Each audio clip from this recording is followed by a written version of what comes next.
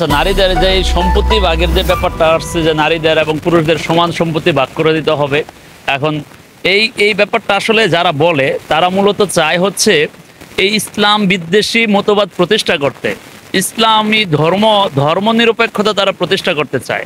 তাদের আসলে মন, যদি কোনো পিতা তার সন্তানকে এক সন্তানকে বেশি কম বেশি দিতে পারে, ধর্ম যাকে যেভাবে ভাগ করে দিয়েছে প্রতিটা ধর্মেরই একটা আইন আছে, সে আইন অনুযায়ী চলবে। কিন্তু এই নারীবাদীরা আসলে তাদের মূল চুলকানি হচ্ছে ইসলামের প্রতি। ইসলামের কোনো ব্যাপার থাকলে তাদের মধ্যে চুলকানি চলে আসে।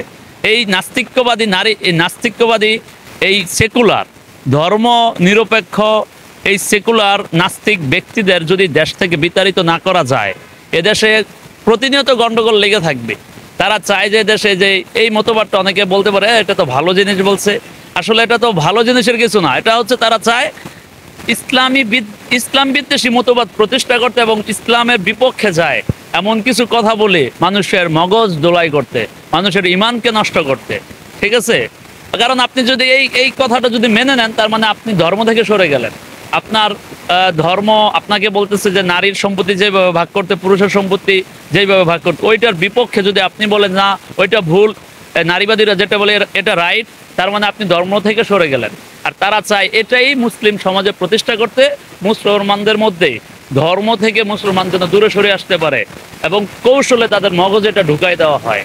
এটার কিন্তু ব্যাখ্যা বিশ্লেষণ করা আছে, বিভিন্ন ইসলামিক স্কলার ব্যাখ্যা বিশ্লেষণ দিয়েছেন কেন নারীদের সম্পত্তি পুরুষদের তুলনায় কিছুটা কম।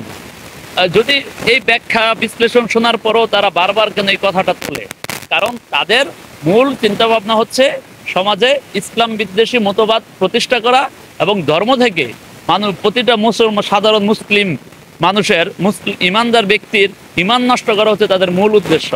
তারা চায় যে এই ইমান নষ্ট হোক এবং তারা তাদের ধর্ম থেকে, মুসলমান তাদের ধর্ম থেকে সরে আসুক। এই জন্য তারা কিছুদিন পর পরে এই স্লোগান তোলে যে সম্পত্তির সমান ভাগ সমান ভাগ।